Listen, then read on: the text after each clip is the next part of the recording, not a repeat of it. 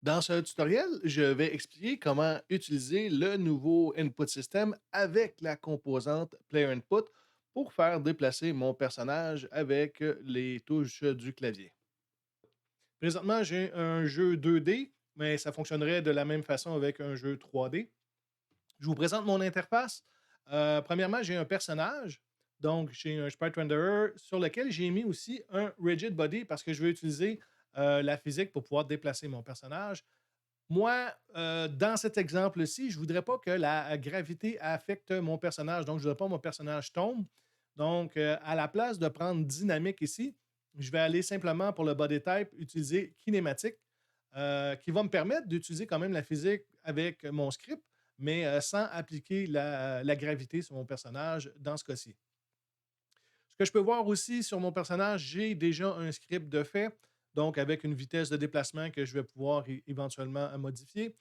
Si je vais voir le script, en réalité, bon, ici, j'ai ma fameuse vitesse de déplacement qu'on peut voir dans l'inspecteur. J'ai une propriété pour le rigid body pour pouvoir appliquer les forces sur mon game object. Donc, j'ai un get component rigid body. Je récupère le rigid body, la composante qui est mise sur mon GameObject. Et j'ai deux autres propriétés ici pour simplement récupérer le déplacement en X et le déplacement Y lorsque je vais écouter le input system. Je reviens à ma scène. J'ai aussi un canevas sur lequel, bon, j'ai simplement mis du texte. J'ai un texte ici qui est présentement écrit sans valeur.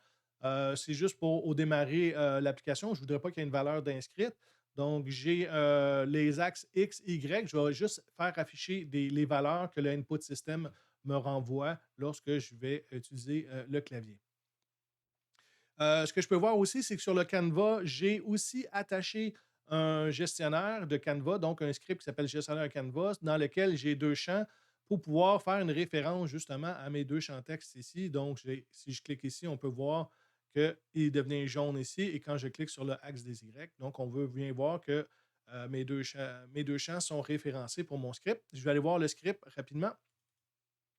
Donc, c'est bien simple. Bon, j'ai deux champs Serialize Field pour faire la référence à mes deux champs texte de mon Canva. Donc, c'est la présentation de mon fichier. On va commencer par peut-être aller voir comment on peut installer le nouveau input system. Quand je suis dans un nouveau projet, si je veux utiliser le nouveau input system, je dois l'installer. Donc, je vais aller dans le menu Windows. Je vais utiliser le Package Manager. Présentement, il me présente les paquets qui sont installés présentement dans ce projet-là. Moi, je vais aller dans Unity Registry ici pour montrer les nouveaux paquets qu'on peut installer. Un petit peu plus bas, on va voir ici le Input System. Je vais faire Install. Ça va prendre quelques secondes et je reviens après. Une fois que Unity a fini d'installer le Input System, il me demande de est-ce que je veux utiliser ce système-là par défaut. Et si je dis oui, il va repartir Unity. Donc oui, on veut faire ça. Donc Unity va redémarrer une première fois. Unity a redémarré, donc le nouveau input system a été installé. Pour l'utiliser, moi, ce que je veux faire, c'est l'utiliser avec la composante Player Input. La composante Player Input s'installe sur un Game Object sur la scène. Donc, ce que je vais faire, moi, c'est de me créer ici un Game Object vide. Donc, je vais aller dans Create Empty et je vais lui donner le nom de périphérique d'entrée. Périphérique d'entrée comme ça ici. Donc, j'ai une composante et ce que je vais aller faire, c'est aller ici, commencer à taper Player, simplement ici, et je vais prendre le Player Input, la composante Player Input. Donc, on voit, bon, je vais simplement ici faire un reset pour remettre mon périphérique d'entrée à 0,0,0. Pour pouvoir l'utiliser, je dois associer un input action ici. J'en ai pas pour le moment parce que je n'ai pas créé de input action. On pourrait le créer à neuf. On pourrait aller, moi j'ai l'habitude de les mettre dans les scripts. Je préfère bouton de droite ici, créer un input action. Mais l'avantage d'utiliser la composante Player Input, c'est qu'il peut m'en créer un et il va y avoir déjà des éléments dans ce input action-là. Donc, je vais faire Create. Il me demande où est-ce que je veux sauvegarder ça. Moi, le nom que je lui donne, c'est périphérique d'entrée. Et je vais enregistrer ça dans le dossier script. Donc, on voit, il m'a ouvert une nouvelle fenêtre pour le input action. Donc, on voit que ça s'appelle périphérique d'entrée. Et on voit ici quand même que, bon, il y a des éléments qui ont été ajoutés dans mon dossier script ici. Donc, je vais utiliser l'exemple qu'il donne pour pouvoir présenter un peu l'interface du input action. Premièrement, on a ici des schèmes qui appellent, c'est simplement comme des paquets qu'on pourrait utiliser si jamais je veux utiliser simplement le gamepad, simplement le keyboard, un écran touch ou de la réalité augmentée. Donc, ce sont des catégories. On peut acheter des nouvelles catégories. Pour tout de suite, ce n'est pas obligatoire. C'est là par défaut avec le player input. Je vais laisser ceux comme ça, de cette manière-là. Ensuite de ça, on a des action maps. Les action maps, c'est qu'on pourrait, pour les mêmes périphériques, faire des actions différentes. Un exemple, souvent, que moi je peux utiliser, c'est un joueur au sol. Un joueur au sol, lorsqu'on utilise une manette ou le clavier, bon, on le fait, on se déplace vers l'avant, l'arrière, côté droit, côté gauche. Il n'y a pas de problème.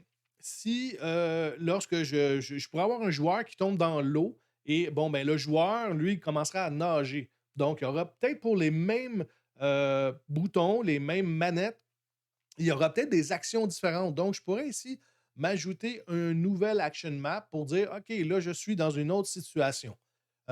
Présentement, Unity, qu'il me fait, c'est un player de base et un UI. Ça veut dire que l'autre situation aussi qui pourrait arriver, c'est lorsque j'ai une interface, mettons un coffre avec des éléments à l'intérieur que je peux sélectionner. Ben, ce n'est pas la même chose que de faire déplacer un personnage. Donc, on pourra avoir des actions pour pouvoir se promener dans l'interface utilisateur, donc dans un UI qu'on aura créé sur notre scène. Bon, présentement, je vais aller simple. Je vais commencer simplement avec le player. Donc, ça, c'est les action maps ici. Après ça, ce sont toutes les actions qu'on voudrait réaliser avec notre manette, en fin de compte. Présentement, lui, ce qu'il a fait, c'est qu'il a fait un mouvement, donc move, look, souvent en 3D, mais on pourrait le faire aussi en 2D, tout dépendant des jeux, mais souvent en 3D, on pourrait voir, ben, le personnage se déplace dans une direction, mais on veut vraiment regarder dans une autre direction. Donc, c'est le look. Bon, il a mis un fire ici et on pourrait éventuellement s'en mettre d'autres. Si j'agrandis ici le move, on peut voir qu'il m'a appliqué plusieurs bindings qu'on va appeler. OK? Donc, il les a attachés physiquement au bouton ou au clavier le clavier de l'ordinateur ou au bouton de la manette. Donc, ici, on le voit, c'est un left stick. Bon, il l'a mis dans la catégorie gamepad, hein, dans les catégories qu'on voyait ici. On voit que lui a dit OK, le left stick du gamepad. Donc, où est-ce que j'ai attaché ça? Ben, on peut venir voir ici que ben, il a été chercher, lui, le gamepad et il a été chercher le left stick. Donc, par défaut, Unity a fait ça, mais nous, on pourrait s'en créer un. Mais en même temps, si je n'ai pas de gamepad, admettons que je joue avec un ordinateur avec un clavier, ben, il m'a aussi mis le WASD. C'est les touches WASD d'un clavier QWERTY pour m'indiquer que je veux W avancer, le S pour reculer, A et D pour aller de gauche à droite. Et on peut voir ici, ce qu'il a fait en plus, c'est qu'il a dit, OK, moi, je veux W pour aller en haut, mais aussi il a attaché les flèches du clavier. Donc, je pourrais éventuellement ici prendre ici, aller chercher le clavier. Je recule ici, aller chercher le keyboard et aller chercher la bonne clé que je pourrais aller chercher ici. Si jamais je me dis, ah, c'est un peu long par là, puis des fois, je ne me trouve pas, je pourrais faire ici Listen et simplement faire la touche de mon clavier. Donc, ici, c'est la touche de la flèche vers le haut. Et on voit que j'ai déjà directement ici le Up Arrow. Donc, je sélectionne et bon, ma clé est associée au mouvement vers le haut. Donc, on a la même chose pour la touche S pour le bas, la touche flèche par en bas. On a le A, le F, le D. Donc, ici, le WASD, ils ont assigné plusieurs touches pour écouter le mouvement lorsque je vais aller avec le clavier. Et bon, par défaut, ils ont mis d'autres choses, bon, pour la réalité augmentée ou un joystick. Un joystick, c'est comme une manette, simplement une manette avec un simple balai, qu'on pourrait appeler ça en français. Mais ça, c'est pour le mouvement. Donc, ce qu'on voit ici, lorsqu'on sélectionne mouvement, on voit que la valeur qu'il va m'envoyer, c'est un vecteur 2. Un vecteur 2, pourquoi? Présentement, moi, je suis en 2D, mais ça me fonctionnerait aussi en 3D. Il y a deux axes à une manette. OK? Pour un joystick, on peut aller vers le haut et bas, donc c'est un axe. Et de gauche à droite, c'est un autre axe. Donc, je n'ai que deux axes ici. Donc, c'est un vecteur 2 qui va m'envoyer l'axe, je dirais, Y et l'axe des Z, l'axe des X, excusez-moi. Et ben, on a un peu la même chose pour le look, OK? C'est un peu la même chose, mais bon, il a utilisé plutôt le right stick. Donc, sur une manette, on aurait le contrôleur de gauche et le contrôleur de droite. On a aussi, bon, le delta ici, c'est le pointer, c'est la souris. Ben, pas la souris, mais ouais, c'est la souris, mais aussi on peut avoir l'écran touch si on a un écran tactile. Et on pourrait aussi avoir le fameux manche à balai, qu'on pourrait dire, le joystick. Et pour le Fire, lui, il est un petit peu différent. Parce que ici, OK, on voyait que c'était un vecteur 2, mais pour le Fire, c'est un bouton. Donc, on pourrait penser à, mettons, la barre d'espacement pour faire sauter un personnage. Ou dans ce cas-ci, lui, il l'a attribué au bouton de gauche de la souris. Donc, ou une tape sur un écran touch. Donc, ce sont des possibilités qu'on peut avoir. Ici, ben, il l'a activé avec un bouton. Donc, une fois que ça, c'est configuré, on pourrait le configurer complètement à neuf, mais bon, je vais y aller plutôt avec cet exemple-là pour de base. Donc, une fois que c'est fait, ici, on peut simplement sauvegarder. Si j'avais fait des modifications, il faudrait que je sauvegarde mes modifications. Si je ferme la fenêtre, il me demanderait aussi de sauvegarder. Donc, je reviens voir ici mon périphérique d'entrée. On voit que j'ai mon player input et là, on voit qu'il a attaché mon fichier de périphérique d'entrée. Bon, on le voit, je n'ai plus le bouton pour en créer un nouveau. Il est déjà créé. Je n'ai pas besoin d'en avoir deux, trois. Un, ça suffit. On peut passer d'un action map à un autre et où il y a certainement des actions aussi qui sont pareilles. Euh, Selon le type de jeu. Donc, parfois, on peut en avoir, pas parfois, habituellement, on en a juste un par jeu. Donc, on va voir dans pas très long comment utiliser, comment pouvoir écouter justement ces éléments-là à l'aide du player input. Donc, j'ai installé le nouveau input system. J'ai créé un game object vide que j'ai appelé périphérique entrée. On a attaché le player input, la composante player input ici. Et avec le bouton que le player input me donnait, j'ai créé un nouveau fichier ici, le périphérique, un nouveau input action euh, que j'ai appelé périphérique d'entrée ici. Si je double-clique dessus, je peux rééditer le input action. Donc, je pourrais ajouter des actions ici. Mais dans mon cas, moi, ce que je veux, c'est, en fin de compte, le périphérique, le input system, lui, écoute le clavier, la souris, la manette et envoie des messages. Et moi, je voudrais écouter ces messages-là. Et ces messages-là, je voudrais les associer à des actions de mon jeu, donc à des scripts de mon jeu. Je m'en viens ici dans le player input. Ici, on peut savoir comment. Bon, il y a quelques méthodes pour envoyer les messages. Moi, je vais en utiliser une particulière, donc le Invoke Unity Events. Si vous voulez aller voir la documentation pour les autres, sont très bien aussi. Mais moi, c'est peut-être plus visuel avec le Invoke Unity Event. On va voir que une fois qu'il a fini de ici, bon, l'interface a changé. J'ai les événements ici. Et les événements, ben, on les voit, sont peut-être plus visuels. Je peux savoir quand est-ce que j'ai perdu un périphérique. Donc, peut-être que la manette s'est déconnectée, le Bluetooth s'est déconnecté. Donc, on a des événements comme ça ici. Mais en plus, on a les fameux événements qu'on avait vus, qu'on a fait. Mettons, je rouvre ma fenêtre de périphérique et je sélectionne ça, je m'en viens dans événements. Bien, on peut voir que ici, j'avais Player et je vois l'événement Move, l'événement Look, l'événement Fire. Donc, à partir d'ici, je vais pouvoir attacher mes scripts pour faire l'action lorsque bon, le move va être appelé. Pour faire ça, ce que je vais faire, c'est que je vais aller commencer. Premièrement, je vais essayer de, bon, si je m'en viens dans mon Canva, je vais essayer de remplir ces deux valeurs-là ici. Je vais aller dans mon gestionnaire de Canva. Ici, bon, j'ai mes deux champs. Et bon, la première chose que je veux, c'est de pouvoir utiliser le input system.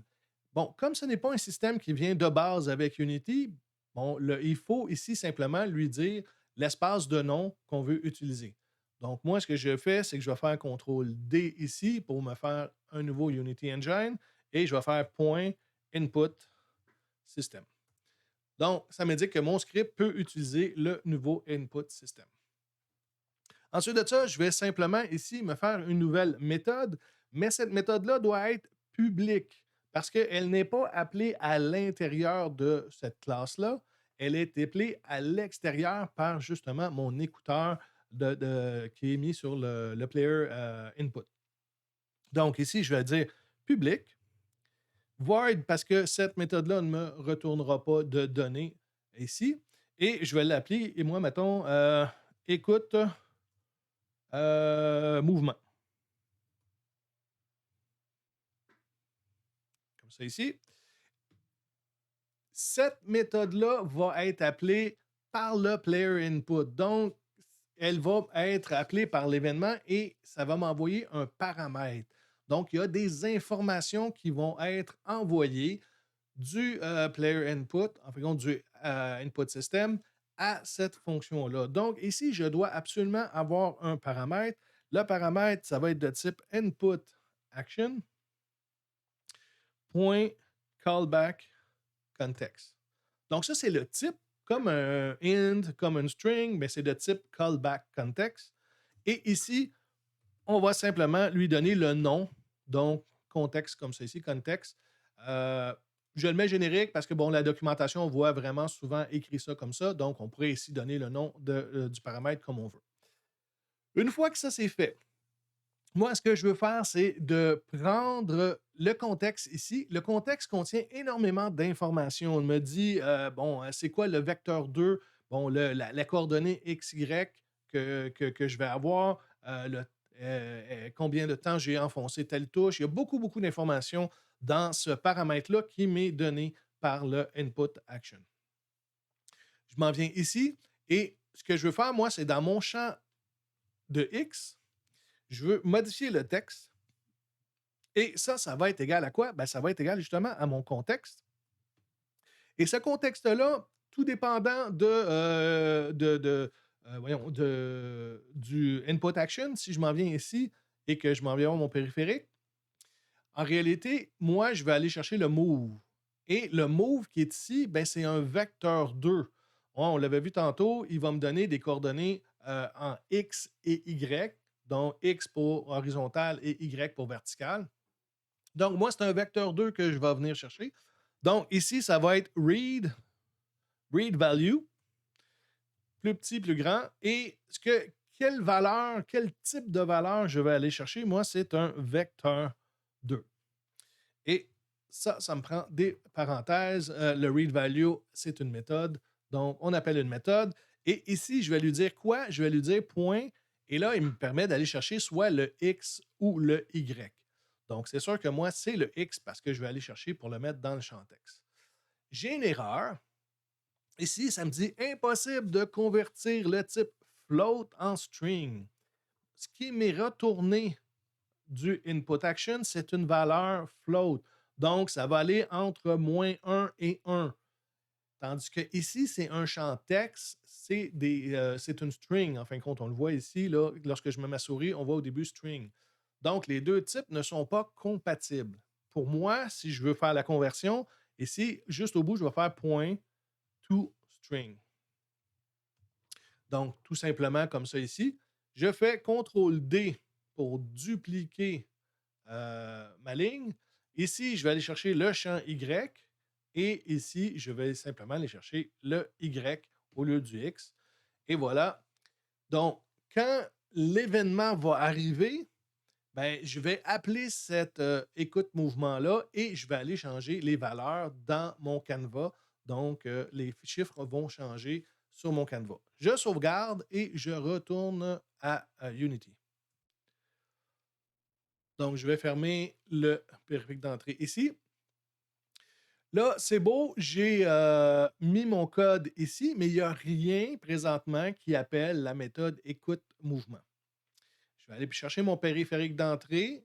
Je vais lui dire, OK, moi, les événements, dans le player, ici, quand l'événement move va arriver, je veux lui ajouter une nouvelle action. L'action, elle est où? Sur quel objet cette action-là a été mise? Ben moi, en réalité, c'est mon Canva. Je reviens ici, vite fait. OK, on voit que mon script a été attaché sur mon Canva. Donc, je reviens ici, je fais événement, player. Je vais prendre mon Canva et venir l'attacher. Donc, le Canva ici va être celui qui va recevoir l'action et il y a des fonctionnalités gestionnaire Canva. J'ai ma méthode ici, écoute mouvement. Donc, le Canva va recevoir les coordonnées. Dans ce cas-ci, c'est un vecteur 2. On a bien vu tantôt, c'était un vecteur 2 qui allait être appelé. Donc, si je m'en viens faire un play ici, on voit que présentement, c'est écrit sans valeur parce que je n'ai touché à aucune touche de clavier.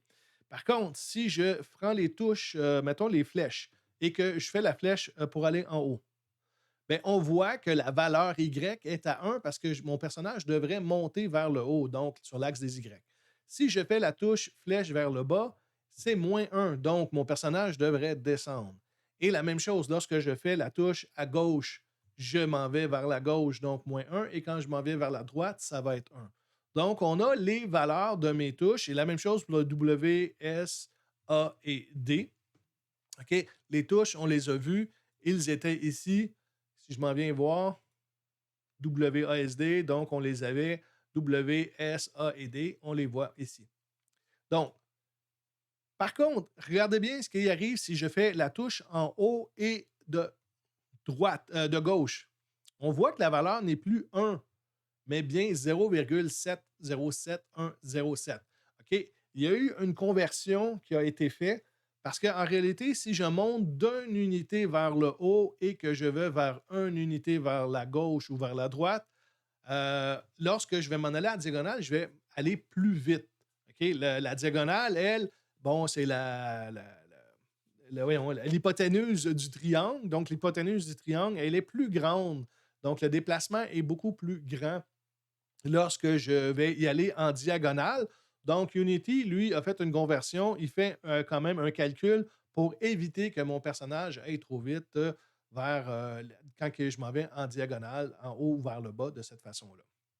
Donc, c'est quand même assez simple là, pour pouvoir attacher ce que j'ai fait simplement. J'ai dit, OK, ici, mets-moi un nouvel événement et attache-le à qui voudrait l'écouter. Donc, moi, c'était le Canva présentement et bon, on a pu voir que j'avais une méthode qui s'appelait écoute mouvement et que j'ai pu faire afficher les textes dans mon Canva.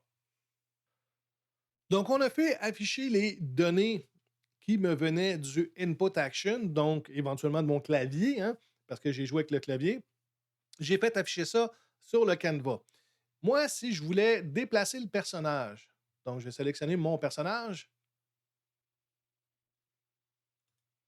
Ici, je vais faire comme ça. Donc, je zoome sur mon personnage.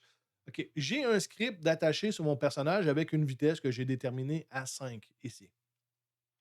Donc, première chose que je vais faire, c'est simplement d'aller dans mon déplacement de personnage. Je vais simplement aller copier ça ici. OK? Mon écoute mouvement, c'est la même chose que je vais mettre. J'allais complètement oublier. Il faut aussi qu'à chaque fois que je change de script, j'utilise aussi l'espace de nom input system. Donc, je copie ça. Je m'en viens ici. Je duplicate. Je fais une duplication de Unity Engine. Donc, je fais point input system ici. Et simplement que je vais aller euh, coller ça ici. Donc, bon, lui, champ texte, ne connaît pas qu'est-ce que ça veut dire. Ce que je vais faire ici, j'ai des floats. Moi, j'ai deux variables. Je voudrais, moi, prendre cette variable-là et venir la positionner ici. Et là, il me dit, ah ben non, là, tu es en train de faire une string. Ça, c'est un float. Donc, je n'ai plus besoin effectivement du toString ici. Je peux aussi l'effacer de l'autre ligne. Et je vais prendre mon déplacement en Y. Comme ça, ben, ce qui arrive, c'est que j'ai sauvegardé. À chaque fois que je vais enfoncer mes touches de clavier, ben, je viens de sauvegarder les données justement que j'avais vues, le -1 ou le 1 ou le 0 ou le 0,7 si on va en diagonale. Ils sont sauvegardés présentement dans mes deux propriétés, déplacement X et déplacement Y. Ce que je veux faire, moi, c'est éventuellement de déplacer mon personnage. Mais pour le déplacement de mon personnage, il faut que j'utilise le update. Mais il faut que j'utilise plus que le update parce que présentement, j'utilise un rigid body, donc c'est de la physique. Ben, je vais aller utiliser le fixed update et non pas juste le update. Donc ici, je vais prendre fixed update, comme ça. Donc, update plusieurs fois par seconde, donc 60, 90, 100 fois par seconde. Un fixed update, ben, c'est Unity qui met une cadence qui est environ à 60 frames seconde. On peut aller dans le moteur de Unity pour changer ça, mais habituellement, on ne le fait pas. Donc, environ 60 images secondes dans un fixed update qui va toujours être cadencé à 60 frames seconde. Ici, ce que j'ai besoin, moi, c'est simplement du rigid body. Je veux donner une vélocité. Donc, je veux donner comme une genre de poussée à mon rigid body. Donc, velocity. Et ça va être égal à quoi? Ben, en fin de compte, j'ai besoin d'une vélocité, un vecteur 2. J'ai besoin d'un déplacement en Y et en X. Donc, ici, je vais faire simplement new vecteur 2, comme ça ici. Et pour essayer, présentement, je vais simplement faire mon déplacement en X, virgule, mon déplacement en Y. Donc, je vais donner comme vélocité -1 à 1, OK, tout dépendant sur les touches que je vais enfoncer. Je sauvegarde ça et je reviens à Unity. Je vais lancer le jeu. Et lorsque je vais utiliser les flèches du clavier, bon, ça ne fonctionne pas. Je ne sais pas pourquoi. Ce que j'ai fait de pas correct. Ah oui! Ce que j'ai pas fait de correct en tant que tel. Oh, mon erreur. En réalité, présentement, bon, j'ai changé mon script, mais encore là, il y a comme personne qui appelle écoute mouvement. Donc, le fix update, lui, va rouler. OK? Mais bon, les valeurs par défaut sont 0. Donc, ma vélocité ne change pas parce que écoute mouvement n'a jamais été appelé.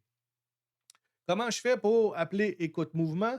Bien, en réalité, je vais aller dans mon périphérique d'entrée. Ici, on a les événements, encore pour le player et encore pour le move. Moi, je veux mettre un autre événement. Mais là, quel objet a le script pour écouter? Ben, c'est mon personnage. Donc, je vais glisser mon personnage ici. Et dans les fonctions, je vais simplement aller dans déplacement de personnage. Je vais faire écoute mouvement. Et là, en réalité, les événements vont arriver. Si je lance mon jeu,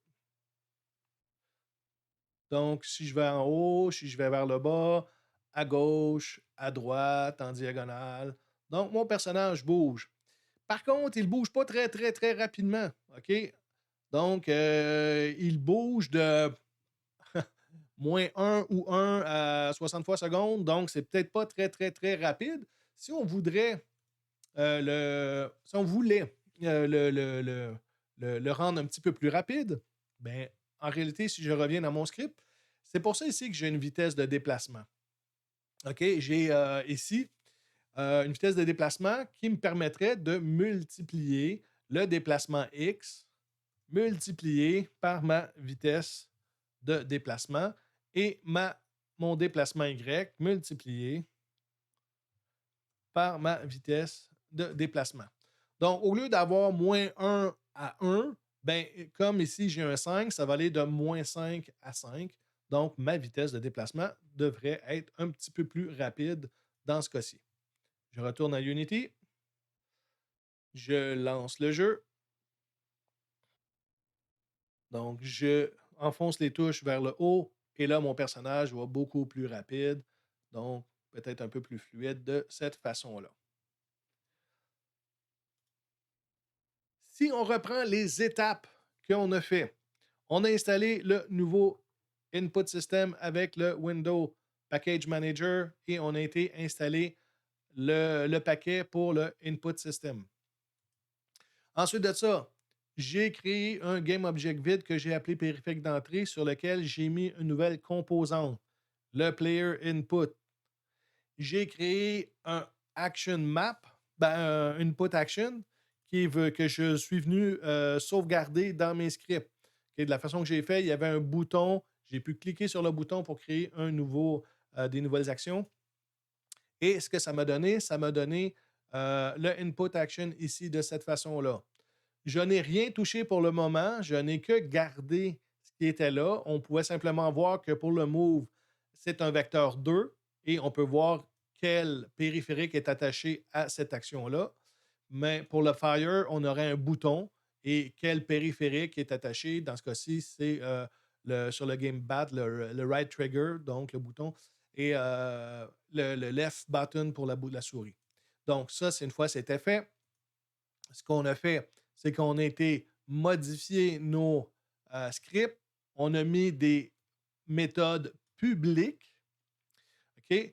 Et on a mis comme paramètre un inputAction.callbackContext qu'on a nommé context. Pour pouvoir utiliser ça ici, il a fallu mettre l'espace de nom Unity Engine Input System. Et en réalité, dans le contexte, il y a beaucoup d'informations. Nous, ce qu'on a été lire, c'est le vecteur 2. Donc, on peut aller chercher le X et le Y. J'ai transformé ça en string simplement pour l'afficher à l'écran. Ensuite de ça, ici, ben, pour déplacer le personnage, ben, j'ai fait un peu la même chose, mais ici, j'avais deux propriétés, déplacement X, déplacement Z, déplacement Y, parce que je voulais les garder parce que dans mon fix update, ben, je vais appliquer à la vélocité de mon rigid body mon déplacement X et mon déplacement Y. Comme ce n'était pas assez rapide, ben, j'ai une variable, j'ai une propriété ici sur laquelle je peux augmenter la vitesse si je veux à cause que c'est un serialized field, je peux aussi l'ajuster dans l'inspecteur de Unity.